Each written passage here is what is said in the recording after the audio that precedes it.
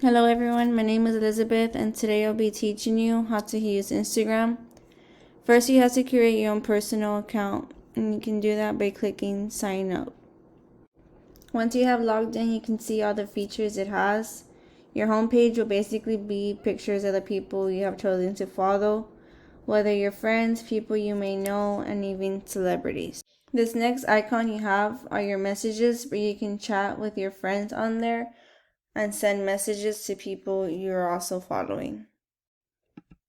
The plus sign is where you get to add a photo of yourself.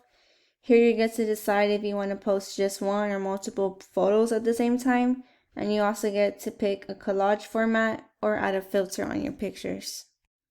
The next icon is the discover page, which Instagram basically shows you photos or videos they have put together of things they think you would like or are into, so you can just get to browse through the page and see what others are posting as well.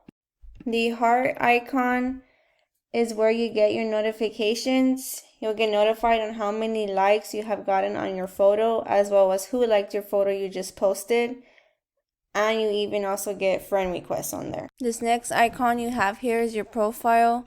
Here you get to edit it and you can add a profile picture of your choice. Here it lets you know how many posts you have made with pictures you have posted. Here it tells you how many followers you have. And here it tells you how many people are following you. Here are some pictures or videos you can have saved that you can look back at afterwards. Here are pictures that people or your friends have tagged you in. As well as editing your profile, you get to add a bio of your choice, whether it's a saying you like, your name, a nickname, or anything of your choice. These three tabs here are to help you to get started. Here it allows you to find Facebook friends that you have that also have Instagram if you would like to add them, as well as if you want to add your phone number, that is optional.